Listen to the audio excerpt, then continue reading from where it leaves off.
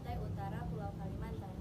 Negara ini memiliki wilayah seluas 5.765 km persegi yang menempati Pulau Borneo dengan garis pantai seluruhnya menyentuh Laut Tiongkok Selatan. Wilayah ini dipisahkan ke dalam dua negara bagian Malaysia, yaitu Sarawak dan Sabah.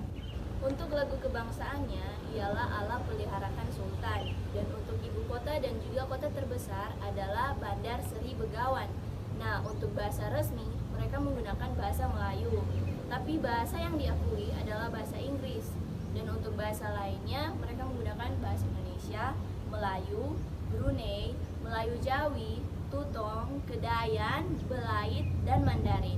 Dan ada juga bahasa daerah, yaitu Murut, Dusun, Bisaya Brunei.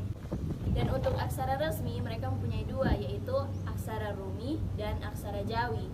Dan untuk kelompok etnik, 65% adalah Melayu, 10% Tionghoa, dan 24% lainnya. Kira-kira 2/3 dari jumlah penduduk Brunei adalah orang Melayu. Kelompok etnik minoritas yang paling penting dan yang menguasai ekonomi negara ialah orang Tionghoa, yang menyusun kurang lebih dari 15% jumlah penduduknya. Etnis-etnis ini juga mengembarkan bahasa-bahasa yang paling penting, bahasa Melayu yang merupakan bahasa resmi di Brunei, dan yang kedua adalah bahasa Tionghoa. Bahasa Inggris juga dituturkan secara meluas dan hampir 95% penduduk Brunei fasih berbahasa Inggris, dan terdapat sebuah komunitas ekspatriat yang agak besar dengan sejumlah besar warga negara Britania dan Australia. Islam adalah negara resmi Brunei dan Sultan Brunei merupakan kepala agama negara itu. Terdapat pula agama-agama lain yang dianut, termasuk agama Buddha dan agama Kristen. Nah, agama mayoritas di sana adalah Islam Sunni. Penyebaran agama Islam di Brunei Darussalam diprediksi mulai diperkenalkan sekitar tahun 977 melalui jalur Timur Asia Tenggara oleh pedagang dari negeri Tiongkok. Sekitar 500 tahun kemudian, agama Islam barulah menjadi agama resmi negara di Brunei Darussalam sejak pemerintahannya dipimpin oleh Raja Awang Alak Betatar. Raja Awang Alak Betatar masuk Islam dan berganti nama menjadi Muhammad Shah sekitar tahun 1406 Masehi. Islam mulai berkembang dengan pesat di Kesultanan Brunei sejak Syarif Ali diangkat sebagai Sultan ketiga Brunei pada tahun 1425. Sultan Syarif Ali adalah seorang ahlul bait dari keturunan cucu Rasulullah SAW sebagaimana yang tercantum dalam batu Tarsilah atau prasasti dari abad ke-18 Masehi yang terdapat di Bandar Seri Begawan, ibu kota Brunei Darussalam. Selanjutnya, agama Islam di Brunei Darussalam terus berkembang pesat. Sejak Malaka yang dikenal sebagai pusat penyebaran dan kebudayaan Islam jatuh ke tangan Portugis pada tahun 1511, banyak ahli agama Islam yang pindah ke Brunei. Masuknya para ahli agama membuat perkembangan Islam semakin cepat menyebar ke masyarakat Brunei. Menerapkan syariat Islam. Negara Islam seperti Brunei Darussalam telah memberlakukan hukum syariat Islam yang selalu dijunjungnya. Tindak kriminalitas akan diganjar sesuai dengan syariat yang ada di dalam Al-Quran dan di dalam Sunnah. Berzina, judi, minum minuman keras, dan masih banyak tindak kejahatan lainnya akan dihukum secara tegas. Selain pelecehan, bersiul terhadap wanita juga termasuk tindak kejahatan di Brunei. Namun perempuan diberikan tempat untuk bekerja dan juga hak asuh anak. Bahkan Brunei Darussalam telah resmi menerapkan hukuman rajam hingga mati terhadap pelaku penyuka sesama jenis. Dan untuk pemerintahan adalah kesatuan Islam monarki absolut. Jadi Sultan pada saat ini yaitu Hasan al-Bolkiah dan putra mahkotanya yaitu Al-Muqtadir Billah dan Mufti Agung yaitu Abdul Aziz Junaid. Pembentukan kerajaan Boni dibentuk pada abad ke-7 dan pembentukan Kesultanan Brunei Darussalam yaitu pada tahun 1368 dan Kekaisaran Brunei dibentuk pada abad ke-15 hingga abad ke-19 dan pembentukan Protektorat Britania yaitu pada 17 September 1888. Pendudukan Jepang di Brunei Darussalam pada tahun 1941 sampai 1945. Total luas dari daerah Brunei Darussalam yaitu 5.765 km persegi dan total luas perairannya yaitu 8,6% dari total luas daerah. Sekarang saya akan menjelaskan secara singkat sejarah negara Brunei Darussalam. Menurut catatan-catatan dari Tiongkok dan Arab, menunjukkan bahwa Kesultanan Brunei telah ada sejak setidaknya abad ke-7 dan 8 Masehi. Ya, seperti yang Anda lihat, inilah proses pembentukan bendera Brunei Darussalam. Kesultanan awal ini kemudian ditaklukkan oleh Sriwijaya pada awal abad ke-9 dan kemudian menguasai Kalimantan Utara dan Filipina. Setelah itu mereka dikalahkan oleh Majapahit, tetapi setelah itu berhasil memerdekakan diri dan menjadi negara yang maju. Kesultanan Brunei mencapai masa kejayaannya dari abad ke-15 sampai dengan abad ke-17 sebelum Masehi. Ketika daerah kekuasaannya mencapai seluruh pulau Kalimantan dan kepulauan Filipina, Brunei terutama paling kuat dalam masa pemerintahan Sultan kelima, Ditaklukkan Sriwijaya dan Majapahit. tahun 1423 sampai 1521. Yang terkenal karena perjalanannya di samudra dan menaklukkan Manila.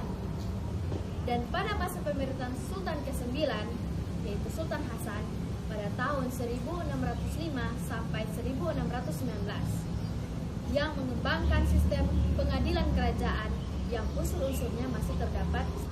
Sejarah kemerdekaan Brunei Darussalam dimulai dengan penjajahan oleh Inggris. Dengan perginya Spanyol, tentu juga memberikan dampak atas perpecahan yang telah dilakukannya. Hal tersebut membuat kondisi politik Brunei Darussalam menjadi buruk. Perpecahan, pemberontakan, dan juga pertarungan antar saudara sering terjadi di Brunei. Hal tersebut kemudian dimanfaatkan oleh Inggris dengan menyelesaikan permasalahan tersebut. Hingga akhirnya James Brooke mampu memadamkan pertempuran dan akhirnya diangkat sebagai gubernur Sarawak. Niat tersebut tidak ditujukan untuk memperkokoh Brunei Darussalam, namun untuk memperluas wilayah kepemimpinan James Brooke. Bahkan James Brooke meminta pemerintah Inggris menyelidiki peluang Brooke menguasai Brunei. Niatan buruk yang dimiliki oleh James Brooke diketahui oleh Sultan Brunei pada tahun 1843. Keadaan tersebut berakhir pada pertempuran besar. Namun sayangnya Brunei mengalami kekalahan dan diharuskan merelakan Sarawak untuk memisahkan diri dari Brunei. Penyerangan dilakukan di Bruneiton dan saat itu pula terjadi peristiwa penangkapan Sultan Saifuddin II dengan tujuan memaksa penandatanganan perjanjian penyerahan Labuan kepada Inggris. Tidak hanya perjanjian tersebut, di tahun 1847 Brunei juga dipaksa untuk menandatangani perjanjian perdagangan dan persahabatan dengan Inggris. Pemerintah Brunei Darussalam merasa bahwa sudah saatnya Brunei berdiri dan merdeka agar mampu melakukan seluruh kegiatan kenegaraan tanpa berpangku tangan dan menunggu persetujuan Inggris. Akhirnya di tahun 1959, Brunei mengeluarkan konstitusi yang di dalamnya berisi tentang keinginan dalam membentuk pemerintahan sendiri. Sudah jelas keinginan yang ditawarkan oleh Brunei tersebut ditolak oleh Inggris. Penolakan tersebut akhirnya berujung pada pemberontakan oleh rakyat Brunei. Namun usaha tersebut tidak berhasil. Kemudian di tahun 1960-an, Brunei Darussalam mendapat tawaran untuk bergabung dengan Malaysia. Namun Brunei tetap menginginkan kemerdekaannya sendiri. Dan di tahun 1979, Brunei dan Inggris melakukan penandatanganan perjanjian kerjasama dan persahabatan. Kemudian di tanggal 1 Januari tahun 1984, barulah Brunei Darussalam mendapatkan hak merdekanya secara penuh. Para peneliti sejarah telah mempercayai terdapat sebuah kerajaan lain sebelum berdirinya Kesultanan Brunei tersebut, yang disebut orang Tiongkok sebagai Poni. Catatan orang Tiongkok dan orang Arab menunjukkan bahwa kerajaan perdagangan kuno ini ada di muara sungai Brunei pada awal ke-7 atau abad ke-8. Kerajaan tersebut mempunyai wilayah yang cukup luas meliputi Sabah, Brunei, dan Sarawak yang berpusat di Brunei. Kesultanan Brunei Darussalam juga merupakan pusat perdagangan dengan Cina. Kerajaan awal ini pernah ditaklukkan kerajaan Sriwijaya yang berpusat di Sumatera pada awal abad ke-9 Masehi. Kerajaan Brunei juga pernah dikuasai oleh kerajaan Majapahit yang berpusat di Pulau Jawa. Nama Brunei tercantum dalam negara Kertagama sebagai daerah bawahan Majapahit. Kekuasaan Majapahit tidak lama karena setelah Hayam Wuruk wafat, Brunei membebaskan diri dan kembali sebagai sebuah negeri yang merdeka dan pusat perdagangan yang penting. Muhammad Syah adalah seorang raja Islam Brunei yang pertama. Ia menikahi dengan putri Zohor. Ia mewariskan Nakara, Nobat, Ganta, dan alamat dari Minangkabau. Pada tahun 1371, ia mengirimkan utusan kepada Kekaisaran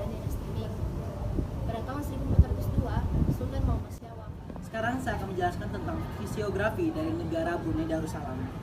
Sebagian besar wilayah negara Brunei Darussalam terdiri dari daratan. Bagian pantai berupa rawa-rawa dengan hutan bakau. Tetapi, makin jauh ke pedalaman, tanah semakin berbukit-bukit dengan ketinggian kurang dari 100 meter. Di perbatasan dengan Sarawak, terdapat daerah berbukit-bukit dengan ketinggian minimal 300 meter dari permukaan laut. Brunei Darussalam bagian timur lebih tinggi daripada Brunei Darussalam bagian barat. Di ujung selatan, daerah Tumborogo, terdapat sebuah bukit bernama Bukit Pagon. Di Brunei Darussalam barat, terdapat 3 sungai besar, yakni Sungai Belait, yang kedua Sungai Tutong, dan yang ketiga Sungai Brunei. Sungai terpanjang adalah Sungai Belait, dan yang terpendek adalah Sungai Brunei.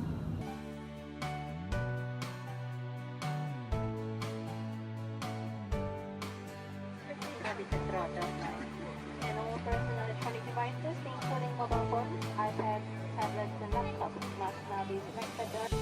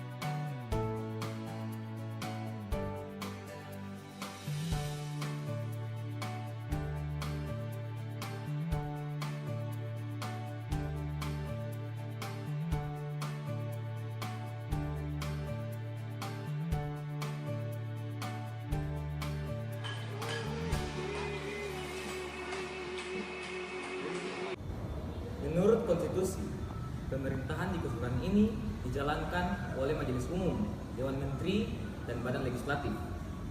Sultan mempunyai kekuasaan yang sangat besar. Kuasa eksekutif tertinggi berada di tangan Sultan sebagai Menteri Besar atau Ketua Menteri, yang berdasarkan jabatannya juga menjadi anggota Badan Legislatif. Para anggota Dewan Menteri dipilih dan diketuai oleh Sultan sendiri. Pemilihan umum menurut konstitusi harus diadakan setiap 5 tahun sekali. Namun sejak tahun 1965 tidak pernah lagi diadakan pemilihan umum. Partai Demokrasi Nasional Brunei adalah partai politik satu-satunya di negeri ini yang dibentuk pada tahun 1985. Kerajaan Brunei Darussalam adalah negara yang memiliki corak pemerintah monarki absolut dengan sultan yang menjabat sebagai kepala negara dan kepala pemerintahan, merangkap sebagai Perdana Menteri dan Menteri Pertahanan dengan dibantu oleh Dewan Penasihat Kesultanan dan beberapa menteri. Sultan Hassanal Bolkiah yang gelarnya diturunkan dalam wangsa yang sama sejak abad ke-15. Dialah kepala negara serta pemerintah Brunei. Baginda dinasihati oleh beberapa majelis dan sebuah kabinet menteri. Brunei tidak memiliki dewan legislatif, namun pada bulan September tahun 2000 Sultan bersidang untuk menentukan parlemen yang tidak pernah diadakan lagi sejak tahun 1984. Parlemen ini tidak mempunyai kuasa selain untuk menasihati Sultan, dikarenakan oleh pemerintahan mutlak Sultan. Kini Brunei menjadi salah satu negara yang paling stabil dari segi politik di Asia. Pertahanan keamanan Brunei mengandalkan perjanjian pertahanan dengan Inggris, di mana terdapat pasukan Gurkha yang terutama ditempatkan di Seria. Jumlah pertahanan keamanannya lebih kecil bila dibandingkan dengan kekayaannya.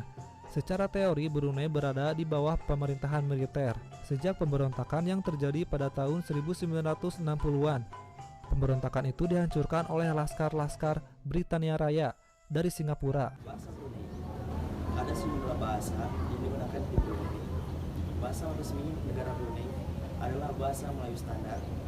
Dialek Melaka yang sama yang menjadi dasar untuk standar, di mana Malaysia dan Indonesia. Ini mulai berlaku pada 29 September tahun 1999 dengan penandatanganan Konstitusi 1959 Brunei. Bahasa Melayu ditetapkan sebagai bahasa nasional Brunei dalam Konstitusi tahun 1959 dan peran sentralnya di negara tersebut diperkuat dalam filosofi MIB nasional atau Melayu Islam Raja yang disebut monarki Islam. Terdapat begitu banyak fakta menarik yang ada di negara Brunei Darussalam. Apa sajakah fakta menarik tersebut? Saya akan membahas beberapa fakta menarik yang ada di negara Brunei Darussalam. Fakta yang pertama, sesuai dengan namanya Brunei Darussalam, yang berarti tempat tinggal damai. Ini dibuktikan dengan standar hidup yang lebih tinggi di negara itu dan harapan hidup yang tinggi, rata-rata 77 tahun. Yang kedua, Brunei dianggap sebagai negara Islam yang taat di Asia. Masjid-masjid di sana berdiri indah. Pengunjung boleh mengunjungi masjid, selesai sholat, dan tentu saja menggunakan pakaian yang sopan. Yang ketiga, warga di Brunei menerima pendidikan, layanan medis dari pemerintah, subsidi makanan, dan perumahan gratis. Mereka juga tidak membayar pajak penghasilan pribadi. Yang keempat, metode hukuman cambuk masih digunakan untuk hukuman kejahatan di Brunei. Sebagai contoh, kasus pelecehan seksual. Hukuman untuk kasus ini diganjar hukuman pidana penjara 5 tahun dan juga hukuman cambuk. Yang kelima, secara tradisional orang Brunei tidak berjabat tangan dengan lawan jenis, dan sebaiknya dalam percakapan menunjuk harus menggunakan ibu jari, jangan menunjuk dengan telunjuk karena itu akan dianggap kasar. Fakta menarik yang terakhir adalah Sultan yang memerintah di negara Brunei, yaitu Sultan Hassanal Bolkiah, Sultan ke-29 di negara Brunei, yang mengoleksi sekitar 7.000-an mobil. Koleksinya mencakup Lamborghini, Rolls-Royce, Ferrari, Mercedes-Benz, BMW, Jaguar, dan masih banyak lagi. Nah, itulah beberapa fakta menarik yang ada di negara Brunei Darussalam. Negara Islam seperti Brunei jelas memperlakukan dasar hukum syariat Islam. Tindak kriminalitas dihukum sesuai yang dinaskan di dalam Al-Quran. Berzina, mencuri, minum minuman beralkohol, dan masih banyak tindak kejahatan lain yang dihukum secara Islam. Bahkan bersiul termasuk tindak kejahatan seksual terhadap wanita yang dilakukan oleh pria di Brunei. Perempuan di sana juga cenderung akan diberikan tempat untuk bekerja dan juga hak asuh anak. Jamuan Raja. Istana yang paling megah di dunia dengan berlapiskan emas adalah istana milik Sultan Brunei, yaitu Istana Nurul Iman. Baik interior istana, pakaian, mobil, sampai kamar mandinya yang berjumlah 257 pun berlapis emas. Istana terbesar ini pun dibuka saat Ramadan dan Lebaran tiba, agar warga negaranya bisa merasakan apa yang biasa dinikmati sang sultan. Mereka biasanya dijamu dengan makanan lezat dan layak untuk warga Brunei. TV di Brunei. Stasiun TV di Brunei hanya ada 4. Penduduk Brunei yang sedikit membuat angka kriminalitas di sana juga menurun. Kesejahteraan rakyat pun terjamin. Tentunya melihat perbandingan fasilitas dan masyarakat yang ada di negara ini. Berita-berita buruk pun jarang terjadi. Menurut salah satu karyawan stasiun TV di Brunei, pemerintah Brunei memang melarang memberitakan hal yang buruk di negara itu. Brunei memang agak tertutup dengan pers, terutama terhadap informasi yang dianggap negatif. Jadi berita yang tersebar pun selalu bermuatan bagus dan positif. Motor di Brunei. Brunei adalah negara yang jarang sekali ditemukannya sepeda motor berkeliaran. Di Brunei Darussalam, mobil adalah sebuah kebutuhan, bukan lagi barang mewah. Hampir semua orang di sana mempunyai mobil, dan bisa jadi satu orang satu mobil. Perbandingan kendaraan di Brunei sekitar 2:1. dengan jumlah penduduknya.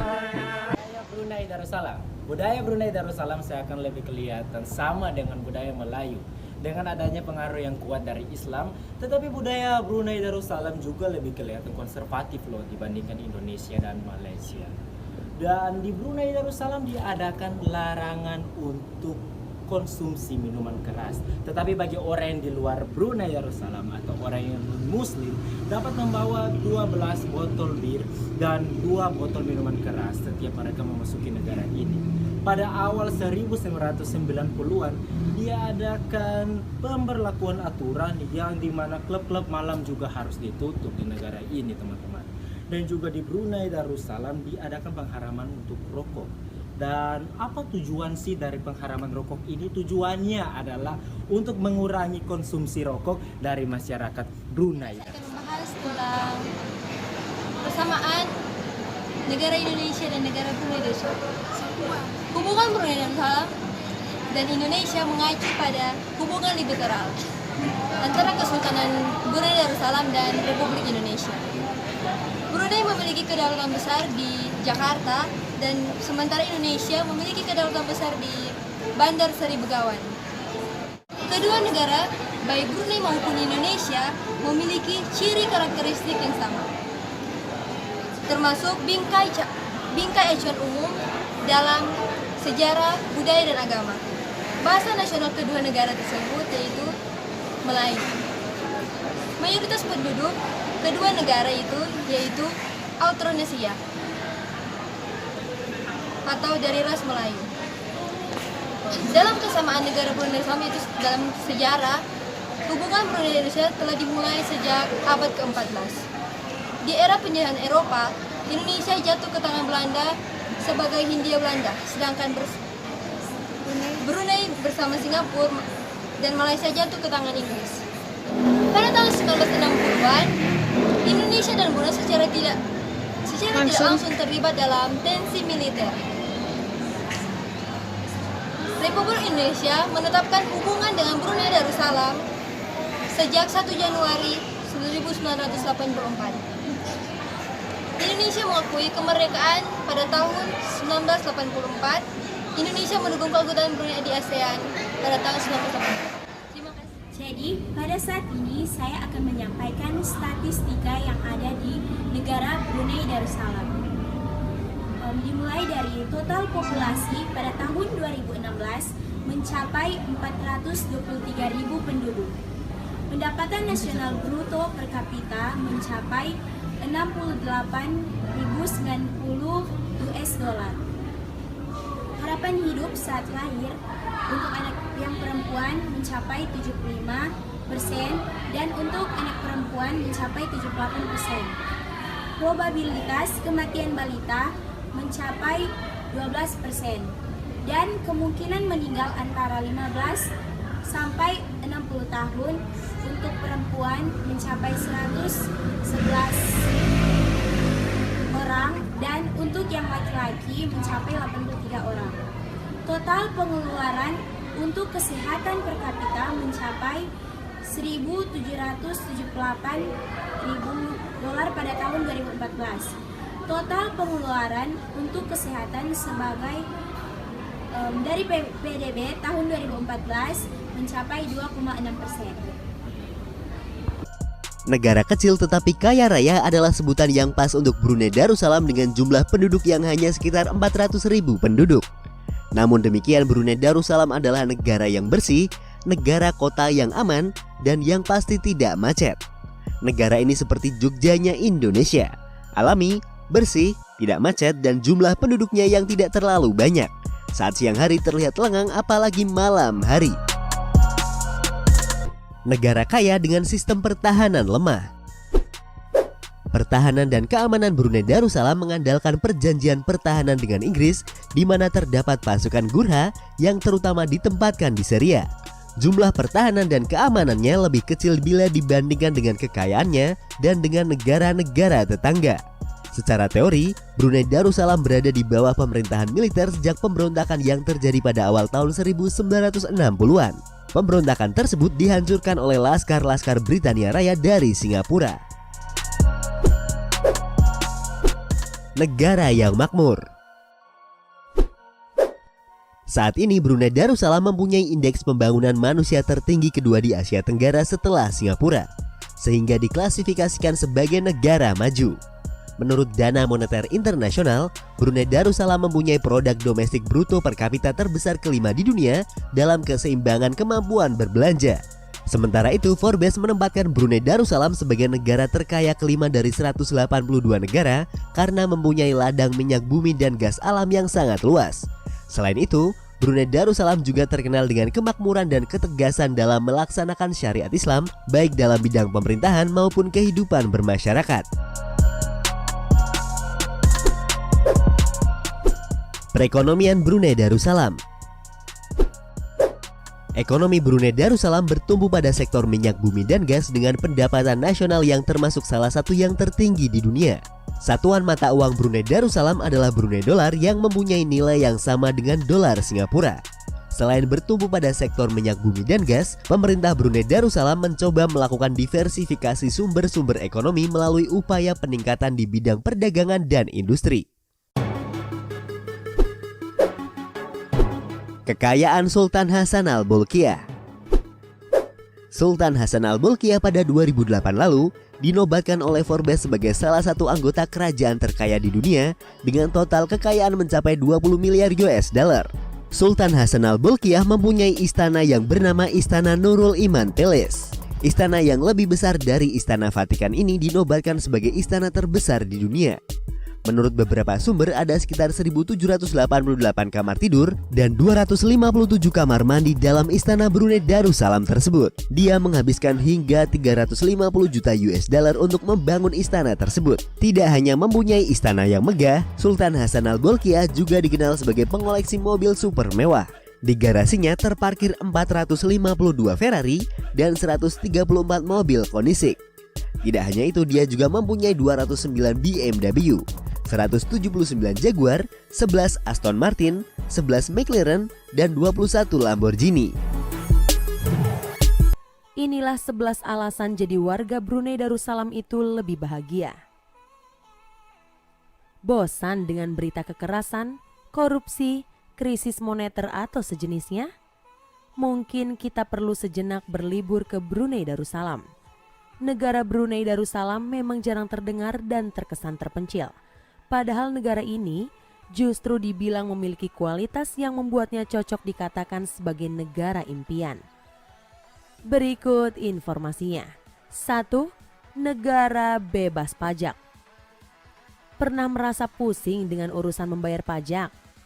Hal ini tidak akan terjadi bagi masyarakat Brunei. Pemerintahan Brunei Darussalam bukanlah negara yang ketat untuk urusan pajak. Negara ini tidak memberlakukan pajak bagi para penduduknya, bahkan untuk para ekspatriat. Jadi semua penduduk Brunei bisa menjalani hari tanpa pusing memikirkan masalah perhitungan pajak. 2. Harga BBM murah. Punya kendaraan di negara ini juga bukan hal yang membuat pusing atau repot. Harga BBM dan produk minyak lainnya sangatlah murah di sini. Minyak adalah pemasukan terbesar negara ini. Brunei Darussalam kaya akan tambang minyak yang membuat negara ini bisa maju tanpa perlu memberlakukan pajak untuk rakyatnya. 3. Pemerintahan yang kuat dan ekonomi stabil.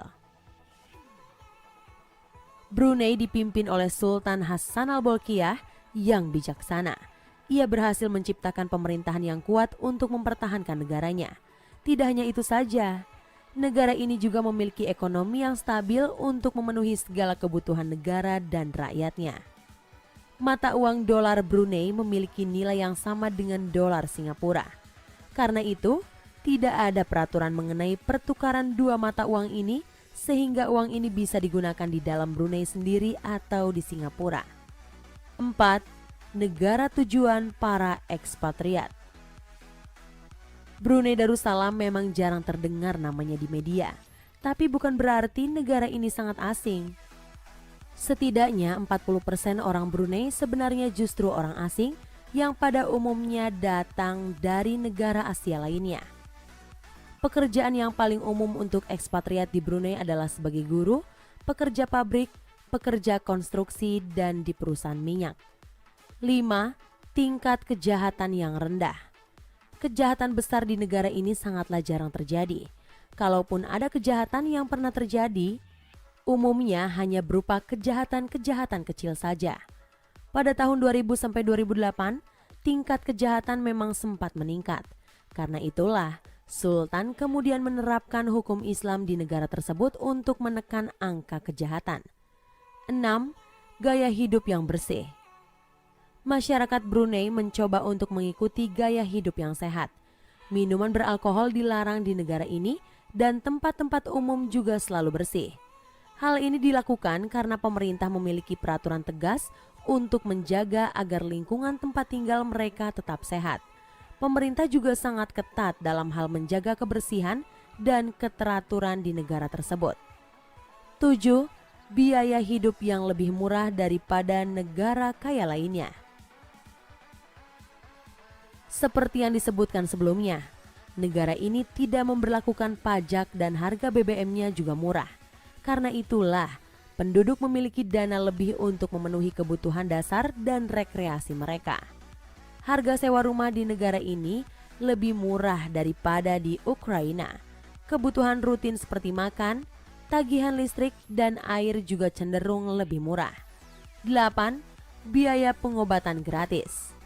Warga negara Brunei memiliki akses gratis untuk fasilitas kesehatan.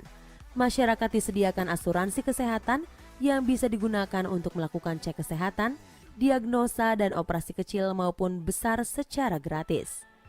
Kalaupun pengobatan tidak bisa ditangani di rumah sakit Brunei, maka pasien akan dibawa ke luar negeri. Tidak berhenti di situ saja, pengobatan tersebut juga tetap dibiayai oleh negara. Hebat bukan? 9. Lingkungan yang hijau dan kaya. Brunei menjaga keindahan negaranya dengan serius dan mampu menjaga lingkungannya bisa tetap kaya dan sehat. Selain minyak, pariwisata alam juga merupakan salah satu penghasilan besar negara ini. Di negara ini, alam dijaga sehingga pengunjung tetap bisa melihat pemandangan yang menakjubkan. Air yang biru jernih dan hutan hijau yang lebat adalah daya tarik yang begitu disukai para wisatawan. 10. Jalan raya yang aman dan tertib. Jalan raya di Brunei semua mulus, rapi, dan juga tertib. Semua akses jalan termasuk jalan tol juga gratis. Hebatnya lagi, semua pengendara mau menghormati penyeberang jalan. Asalkan menyeberang di zebra cross, mobil yang bergerak kencang akan berhenti untuk memberi kesempatan penyeberang jalan agar bisa lewat terlebih dahulu. 11. Biaya pendidikan gratis dan tunjangan bagi manula. Negara ini juga menjamin pendidikan bagi rakyatnya. Biaya pendidikan di Brunei mulai dari TK sampai universitas gratis dan ditanggung oleh negara. Selain itu, penduduk sipil yang sudah berusia di atas 60 tahun juga akan mendapatkan tunjangan hari tua setiap bulannya. Wah, kurang hebat apa lagi ya? Brunei Darussalam memang memiliki keistimewaannya tersendiri yang membuat negara tersebut menjadi maju dan makmur. Tentu, kita tidak bisa membandingkan Indonesia begitu saja dengan Brunei. Jika ingin Indonesia tumbuh menjadi negara yang makmur, setiap lapisan masyarakat harus mau bekerja sama untuk memajukan negara kita tercinta.